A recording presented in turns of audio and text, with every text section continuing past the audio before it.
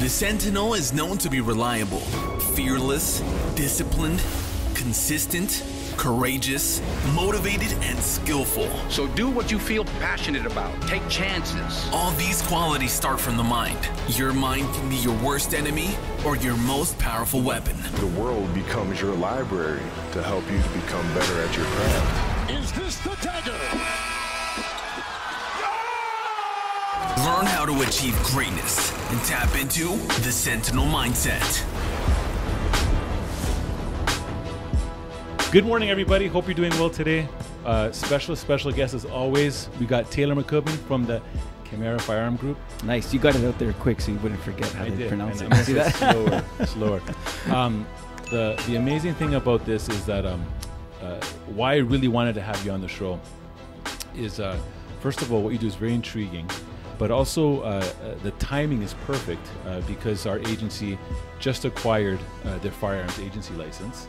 And, we were thinking for a very long time, Taylor, why are we going to do this? Like, why should we do this? I mean, I know a lot of... your mom asked you. Your mom said. a lot of entities do it just so they can, have it as a service. But we wanted to do something very unique, very special if we got the opportunity to do this. And that was to create almost a special constable division, okay? And for us, everything that we do is by design. And everything that we do is out of the box. And then I was going through your website, and I've known of you for some time right now. Yeah, but a lot of the stuff that you're doing is kind of, I would say, outside of the box stuff as well. It's not your regular thing. You know what I mean? So I want you to do justice of what Chimera Group does, okay? And again, one of the biggest things that drew my attention is the VR technology that is utilized in training. And this stuff is absolutely incredible. Later on in the show today, we are going to actually have a live demonstration. I know you brought some of your VR headsets here. And we're going to be doing it with our DECAs. Our DECAs are our close protection elite team. And we always like to throw and test things on them. They are the hamsters right now. Yeah, they have no idea what to expect. They have no idea what to expect today. Yeah, they're asking like, what's our attire? What do we have to prepare for? Just show up. Exactly. Okay? Yeah. So Taylor, tell us a little bit about Chimera Group. Yeah, well, first of all, thank you so much for having me today. I'm really honored and excited to be here.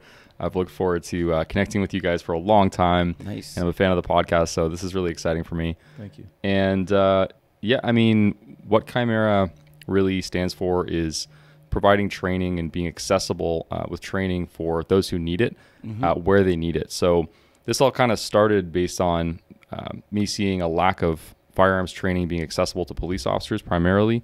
And then I saw the same kind of thing happen for armed security, where there really isn't a great institution set up to support those people in what they need to do. So we provide everything in the training side of the house, from the firearm side to defensive tactics to some of the medical stuff. And then I saw a gap in simulation while I was developing this training program, because I used to work for a company called Mega Training Systems, who provides these screen simulators to the military. And so I said, I'm going to buy one of these systems. I'm going to travel around with it and offer it for training. And that worked to a point. But there's always a limit to technology, right? And I found the limit very quickly for scenario-based training and for immersive, stressful kind of encounters. It didn't really elicit those responses. So I started a separate company, Chimera XR. And all we do at Chimera XR is build simulators that help first responders and security train where they need to, when they need to, using virtual reality. Okay, and you're actually doing this right now. You've had some test audiences around the world right now.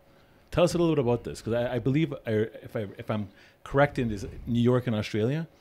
So we have 5 federal agencies currently as clients. Okay. Some are still awaiting their first order, and some have already used their systems. So the RCMP are our oldest client. Okay. They've used systems since March of this year, and we launched in February, so they were like really early in.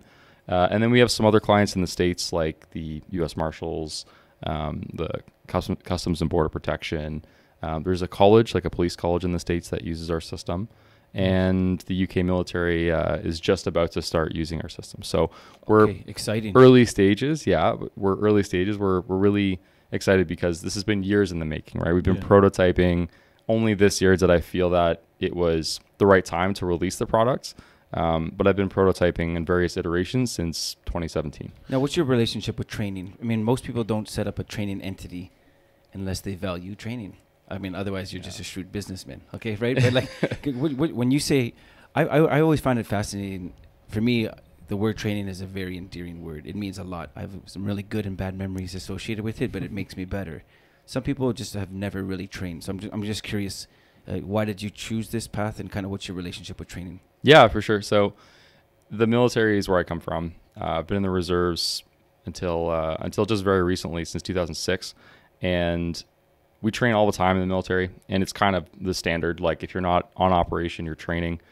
And I'd say we have a good standard of training in the military. However, while I was full-time as an instructor in Trenton, my last full-time job was teaching firearms.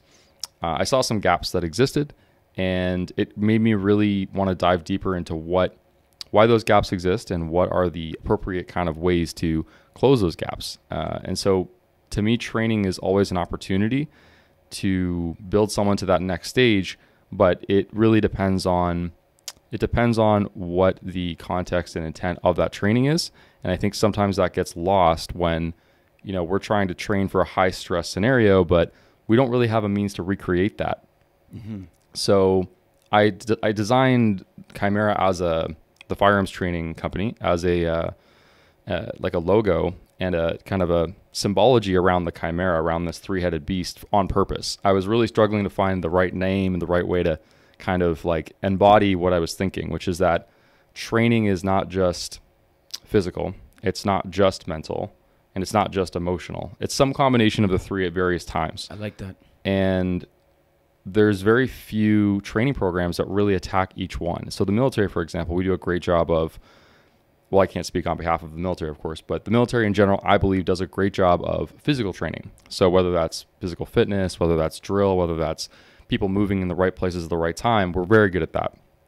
We do the mental side of training pretty well too, sometimes decision-making or strategy, but sometimes we miss the emotional side of training, which is resiliency or stress management, or being able to,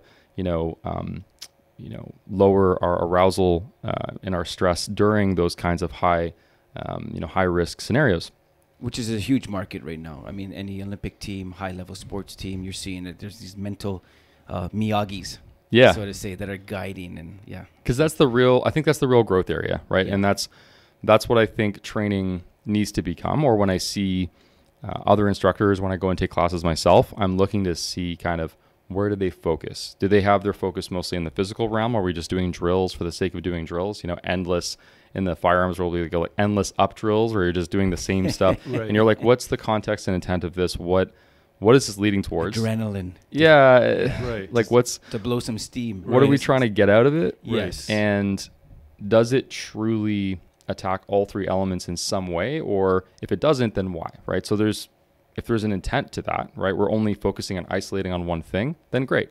But by the end of a comprehensive training program, I believe it has to address each of those three areas. Yeah, we're kind of similar in nature. For us, I mean, there was no book. We had a problem, and I love, you said twice now that you spotted gaps. So kind of the secret to being an asset in any circle is if you see gaps, fill them in. Yeah. Mm-hmm. Right? Try to bring solutions. I mean, look, everyone knows a lot of people that just talk about problems all the time. And I had a good buddy once who said, he's like, don't waste your time talking the problem because there's nothing empowering. If you just say, man, the weather sucks. Like he goes, speak the solution, because the solution also acknowledges there was a problem. Right. So you say like, oh man, make sure that you have your umbrella and you got your boots, because and so for us, when we were doing some training, we stumbled on it. We had to prepare a huge team for the red carpets of TIFF and kind of what we were doing in a lot of these parties, and we started putting our heads together, and guess what came up? Scenarios, right? And it was just like, okay, and we weren't following any strategic model. It was just kind of putting our heads together, filling the gaps, and we've seen it paid huge dividends by just putting people in an environment that is somewhat similar to what they expect. Most of recent, when we were doing healthcare, our team we trained guys for about 500 hours to prepare to go into healthcare. That's a kind of its own little anomaly in its own story. We probably will never have that time. What we found out though is that everyone was over prepared, which is not a bad thing. They actually said they were over prepared to walk into an environment that they've never been before. So kind of, we've been bit by the bug. We love training. We know what it's about, but we've seen that like man, just to see in the faces of the people that go through it, You're transformed. yeah, and how appreciative they are of it, because it's not like it's everywhere, so we're excited today about just for some of these guys to really kind of put, your system on and kind of explore, like, what could we really do with it full throttle, Yeah. Now the thing is, the VR stuff. In our earlier conversations that we had when we first started to get to know what you do, I remember you said that you could literally, the technology is there where you could create environments to pretty much suit any need. What was the word? Modified reality?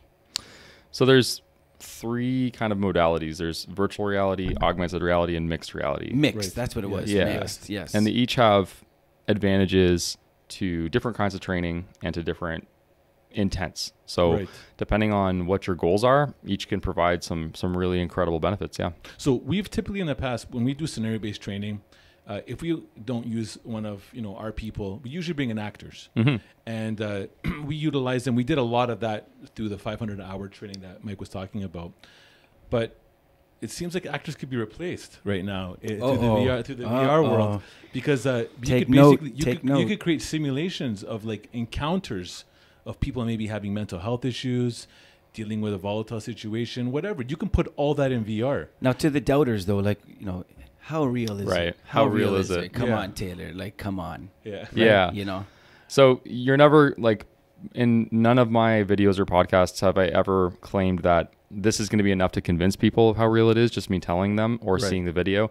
They have to experience it truly to understand that we've had some of the most professional people from ETF to, just name the unit in our headset using our system. And the way I know that they know it's real, or that their brain believes it's real, is when they do things that they wouldn't intend to if they knew it was virtual reality. So for example, they're sitting in the car in virtual reality and they draw, they shoot, they're about to get out of the car and they step over the lip of that car as if they were stepping out of it, rather than just moving their foot through the car because it's not there. Or they go to lean against the car and they fall over. And we've seen like very high level professionals who have deployments or real world shootings, and they fall over in front of their peers, their boss, me, like, you know what I mean? That's not faked. You can't fake that. So so the brain embraces it, right? Yeah, it doesn't know anything else. When you put a VR headset on because you only see what the screen shows you and everything else is black, that's psychologically, that does enough where you really can't perceive anything else in that moment. So that's most of what the brain kind of believes. So it's getting closer to that 100% immersion where you literally completely forget that there is anything outside of the headset. Well, there's some parallels to positive thinking. I was reading something in a book where if you just decide to look at things in a positive outlook, you will see them, right? And you kind of, you fool your brain that, if the glass is half full for things. Little side note, go on. Yeah. So I'm a law enforcement agency or an agency, but let's just say law enforcement agency.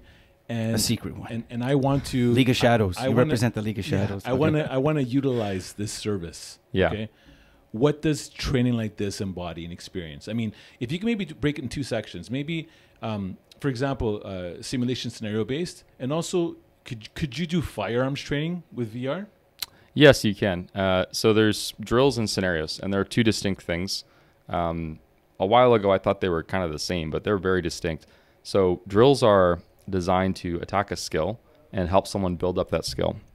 A scenario is designed to evaluate those skills under some kind of context. So, under the context of TIF, or under the context of an armed robbery, or, hostage scenario, in a specific kind of environment. And then you ideally evaluate something specific in that scenario, and target 1 or 2 things, and not try to target everything at the same time, but say, I'm looking for the judgment in this. I'm looking for the ability to maintain fundamentals of accuracy, let's say, or fundamentals of marksmanship in this, while under those conditions. So I think that virtual reality has a great place in the drill side of the house, and it has some place in the scenario side of the house. And I think to expand deeper into the scenario side, we need mixed reality as well. And so there's a kind of... Can you say what mixed reality is again? Yeah, for sure. So virtual reality being put on a headset and all you see is the headset.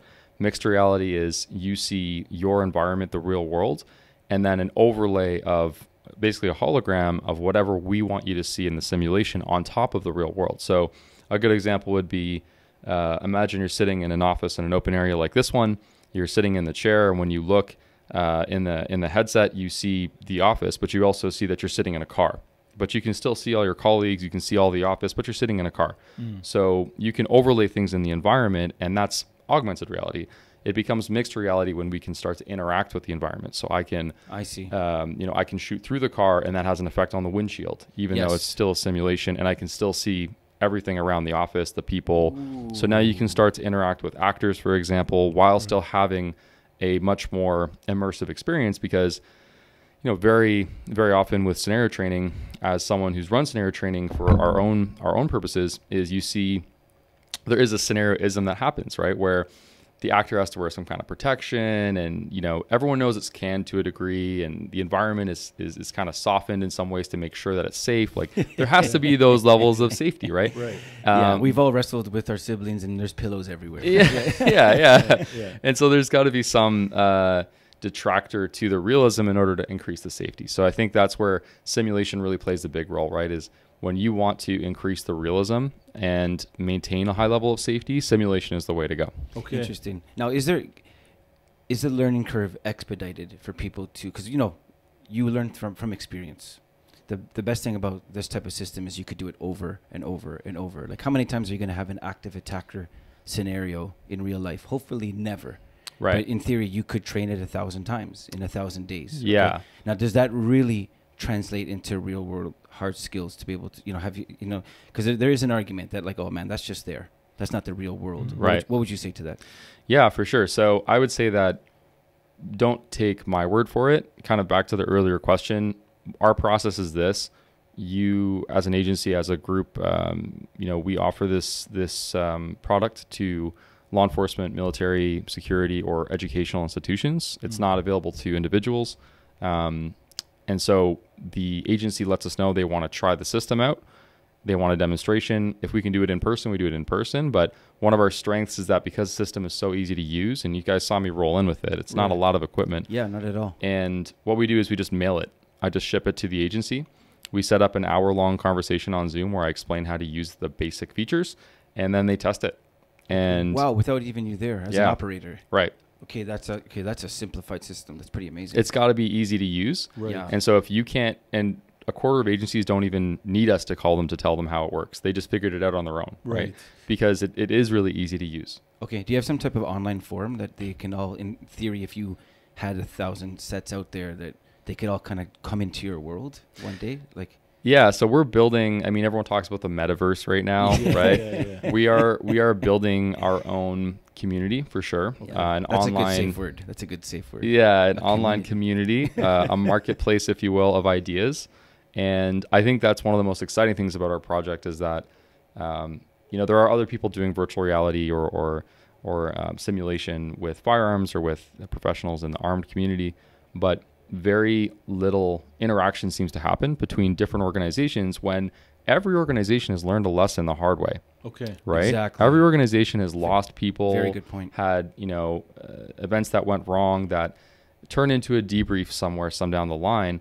And we've all been to conferences where those debriefs happen and you get to hear what went wrong and why, but very little really practically happens from that. So you're kind of talking about problems and solutions, right? Yeah. So we are presenting the problem at the conference, and we presented what we did wrong and what we would do differently next time, but no one ever gets to try that until it happens. Right. So we see a future, we've tried this a couple times, where we take groups from different parts of the world. So we had a couple events where we had someone in Germany, a couple in the States, and myself in Canada, all in the same virtual reality environment. That's cool. We're all standing in our living rooms, but we all have, the system, and we are able to collaborate on a scenario. So I'm able to build a active attacker scenario, and then we run it over and over again and try it from different people's tactics. So we tried the German guy's way of doing it. We tried the US guy's way of doing it. And then we can break down in the AAR phase. And everyone's observing the other. Yeah. Okay, and we all do the drill together or the scenario together, and then we play it back. So our system has a method where you can replay what happened, and you see everyone where they moved, you see where they were looking, where their firearms were pointing, you see any trajectories of rounds good guys and bad guys alike. Right. And you actually hear what people said during it as well. So you get this kind of full video playback, like we were talking, watch the tape, the game tape, right? Yeah. And so this idea of sharing the knowledge from, like the airport bombing in Brussels to, whatever attacks could be, that information could be shared, and it's no longer just that one conference that you went to 3 years ago and you barely kind of remember, you know what I mean? It's a library of events that build up our community to the point where we become a really hard target. You know what I mean? Like, imagine going up against somebody that had trained all of these different events, understands all of those possibilities, and has now seen those patterns. Because in BJJ, it's the similar idea, right? You start to see patterns, and you have a stimulus and response to those patterns. So if now your DECAs or anybody who wants to train like this have that stimulus presented to them, and they can now recognize those stimuli, that's a formidable opponent. Wow. Yeah, that's good. Good people becoming more dangerous. Yes. That's what Byron Rogers says. What's really key what you said? I mean, if anyone has not really leaned into it, learning virtually or digitally is it's a new thing. And our all of us right now, we've all been blown away by seeing that kid who can, do high complex breakdance moves or acrobatic moves or skateboard skills or what. And what they're crediting it to is essentially YouTube. It is literally like, because there's no way to learn it before. You'd have to have someone who physically worked through the mechanics and showed you how. But there's a new part of our brain that just by watching we're able to do. And it's never really been exercised. I don't know the science behind it. I just remember seeing like a really cool article piece on it that said that if a child just watches someone do something, and because they can just kept saying rewind, play, they're priming their mind visually on what needs to happen. And then way faster than ever before, they'll be able to do that. Yeah, the science of visualization is not to be understated. So myelination is the process you're talking about, where you have two nodes in your brain, you have two ideas, let's say, and you're visualizing an action, whether it's dribbling a basketball and throwing it, whether it's drawing a gun and shooting it, whatever the action is, you're visualizing it over and over and over again, watching it on video or even just picturing it. It's creating a stronger tie between those two nodes. And that's what myelination is. It's creating the sheath around, if you will, the kind of the protective band around those two nodes, that it gets stronger and deeper in order to make it faster and easier to recognize and easier to access that information. Yeah. So there's a book that I really recommend to anybody who wants to increase their mental game. It's called In Pursuit of Excellence. And it's a book I used to prepare for Special Forces selection and the different times I attempted it. And it really highlights how visualization can be used, some tools to use it. And one of my favorite stories in there is about an Olympic champion who broke her leg. She's a skier. She broke her leg something like 8 months before the Olympics. And so she couldn't train, right? She couldn't physically train. And so she was trying to figure out what to do. And I guess she, met the author, and she got it into the visualization side of the house. And all she did for the kind of 7 months of recovery is visualize each part of that course and the slalom and how do I move and what does that feel like? And the more detailed the visualization, the more result, right? So she went really, really detailed, hours a day doing this.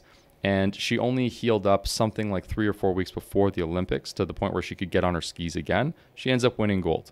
So okay, that's crazy. Wow, man. That's profound. That's amazing. Okay, so that's a perfect story to explain. That. Well, so VR in a way could be explained as visualization enhanced, if you will. Right. Yes. And what I meant by don't take my word for it is, sure, try it yourself and talk to the experts that are using it or have used it and that are interested in testing it further and are starting to push those boundaries. So we see federal police agencies in Canada and the US, military, and if they see validity in it, I mean they're the top of the top, right? Sick. So yeah, that's so amazing. Before we segue into the next component, which is going to be actually seeing the demonstration of it, Chimera doesn't just do VR.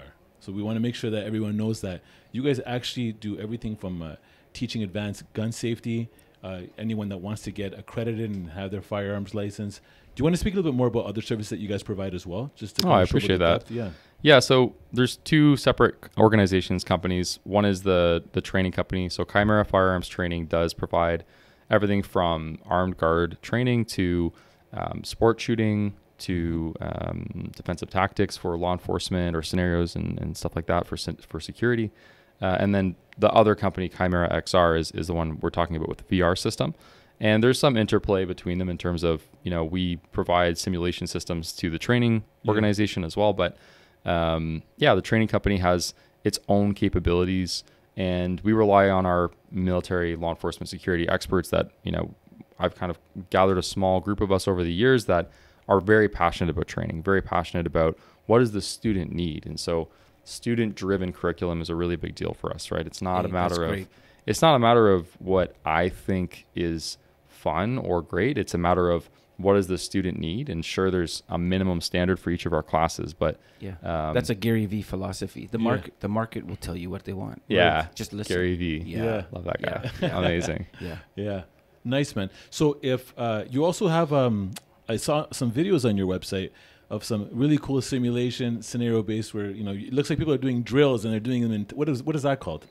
Oh, are you talking about the tactical fitness? Yes. Yeah. So we ran a couple iterations of this, and I would like to run some more where we tested out. I mean, there's various people who do forms of physical fitness while doing other things. I know you guys met Tony down at the conference there. Right. And the way we looked at it is, again, I want to attack a specific point to evaluate, but introduce a physical stress, which inevitably has a mental and emotional effect, but a physical stressor, and usually target one at a time. So I want to target upper body fatigue. So what happens if your upper body is super tired? How does that affect your ability to shoot, let's say, at distance? Right. Or maybe you're very winded, right? You've done some kind of anaerobic workout, and then you go to do shooting. How does that affect your accuracy? So one-handed, you lose the ability of one arm, right? How do you change your mag, things like that, and handle your breath for that? Yeah, that's amazing.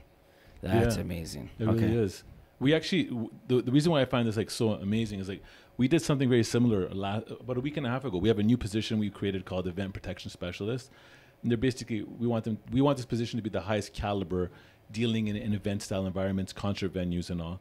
And part of the testing that we did, which we're going to be showing on another episode, is that they were put through a very high-stress physical circuit. A gauntlet. And when that was done, just when they're about to catch their breath, go right into a scenario right now. And we had a scenario put in place that was a difficult scenario. And some people really struggled with it, really struggled to the point where they just wanted to say, all right, I'm done. I'm checking out. You know what I mean? And it was something that I think you should be tested like that. I think everyone should be tested. You know what I mean? A funny story, I was invited by my brother-in-law to his MMA gym and to do Muay Thai. And I went there and, he goes, okay, let's just do some sparring. And I remember I was just tossing guys left and right. And I was like, man, I got this. It's just his name is Andrew. I go, Andrew, can you please give me a challenge? And I was just cocky. And he goes, okay, let's get somebody your own size right now. And then he brought... So what, these were the 12-year-olds? Just throwing kids around. Exactly, the Will Ferrell, right? So he brings in this guy. He brings in this guy right now who's my size. 6'3", by the way. Yeah. And all I can say, the end scene is I'm on my back, he's on top of me, and I'm just getting shots in the head. Simulated. And that really made me think, man, a perfect example of training. I got fatigued. I couldn't do anything anymore at that point. I was just so tired, and that's when I basically got wasted. But I think the key here is that training is so important. Before we segue again, I want to ask you a question regarding training and mindset. Okay. You train a lot of entities. You train law enforcement, you train security agencies, you train police, you train all that, Army and all. What do you see as the general common thread for people to be successful in training to get the positive outcome using them? What would you say that element is in your experience? Mindset specific? Mindset specific, yeah. Okay. What do they need to do to get there? Because you see it all the time. Yeah, for sure. That's an excellent question. I think being willing to explore new ideas, even if they're uncomfortable, is probably the single biggest indicator of growth. And everyone's seen, as you're just explaining, how pressing yourself to your limit has I would say an exponential effect if you do this consistently to your personal growth in various areas. So it's the students that kind of hold back or don't really want to put themselves out there, have maybe too much pride, too much ego. They put a limit on themselves in some way. They think I'm not good enough for that, or it's not, it's not for me. And they put some kind of reason in their head, some kind of doubt. They discredit the content, right? They find a reason. Yeah, they find a reason. They find something about it that says, I don't have to. It's not a mandatory thing for me. That's cool. I don't have to. Right. Right. A good example of someone who did push themselves in this way was, I have one of our armed security clients presented me with a candidate for their armed security course, a female who'd only ever worked in an office before. She had no security experience. She had no fighting experience. She had never been in a fight. She had never been under pressure. And so I asked her, I'm like, why do you want to do this? Like, this is a completely different risk profile, a whole different world. And she said, I want to push myself to do something different and become a better version of myself. And I said, okay, well, that's excellent. We're going to do that. And she really had to push, right? Like, she really had to step outside of her comfort zone, raise her voice, even something as simple as raising their voice when needed, on command, if you will, on their own kind of volition, and it being non-emotional, right? Yes. That's a difficult thing for some people. Yeah. A non-emotional raising of their voice and volume in order to get someone to comply so they don't have to go hands-on is an example of that, where they have to step outside of their comfort zone. They have to feel silly for a second, maybe look silly for a second, in order to create that space and time, in order to, achieve a safer outcome. Okay. That's nice, man. Amazing. Did she do well? She did inevitably, yes. She did inevitably do well. It took some time. She needed to put a lot of time in, and she did. Nice. Right? And that was the true test of it is, you didn't make it through this time. That's Are you right. going to try again? Yeah, I'm going to try again. Okay, we'll see you next time. I love it, though. She came back. Yeah, The that's openness awesome, off the top, you said the openness to embrace new ideas and to not just, scoff at it. That is amazing. I mean, if you stay there, I love meeting someone who's senior and they're still curious. They're still trying to learn. They say over and over, as much as I know, as much as I realize I don't know. And that's why it's like, you're never going to arrive, and your appetite will never be full if you're in the right lane. So, right. yeah. So how do we find you? How do we find Chimera Group? Yeah, so at Chimera Firearms on Instagram, chimerafirearms.com is our website. It is being updated. And for the simulation side of the house, at Chimera XR, XR meaning extended reality. So we don't limit ourselves to just one kind of simulation. We have these different avenues that we're working on. So at Chimera XR or chimeraxr.com. Yeah, and Chimera spelled for those listening and driving at the same time. Chimera. Yes. And we will also be featuring Chimera on our website as well as a portal to get to you. And there's a lot of cool things that are coming, man. A lot of cool things. Thank you, guys. Now, there is a chatter happening outside, a little bit to my Can hear it. It's a little bit too loud. And this is our group. So before we go in there now and just expose them, right. Tell us what they're going to go through. Sure. So we are going to set up a few different drills that illustrate what our system can do, our virtual reality system, which is called Mythos, the Mythos Project. Ooh, I love the name. Thank you. So sticking with the Greek mythology, yes. The three-headed beast being the mental, physical, and emotional side of training.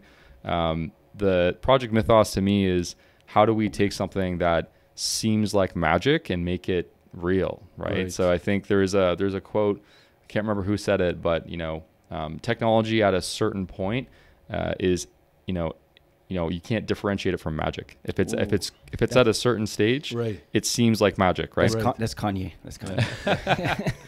No, it's somebody else, but I can't remember who.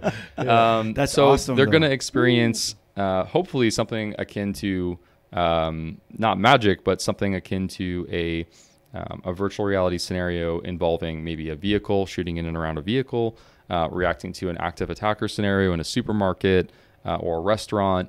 And then maybe doing some things in a low light or no light context. So handheld flashlight work with identifying what are threats, what are not threats, while maintaining fundamentals of safety and marksmanship at the same time. Which, I don't have any expectations going into this. I just want people to see what's possible. Okay. And also let the ideas run rampant, because this is part of to me part of the journey. As you said, you never arrive, right. And so part of the journey to me is, what happens when you guys put the headsets on and you have all the experience you do, and then the ideas start bubbling like, oh, well, if we could do that, right, what else could we do? And could we do this? Yes. And while they have their headsets on, we are going to have a monitor screen to see exactly what they're seeing, and we'll also have cameras on them so you can see their reactions. Exactly. Yeah. Taylor, thank you so much for being part of the show.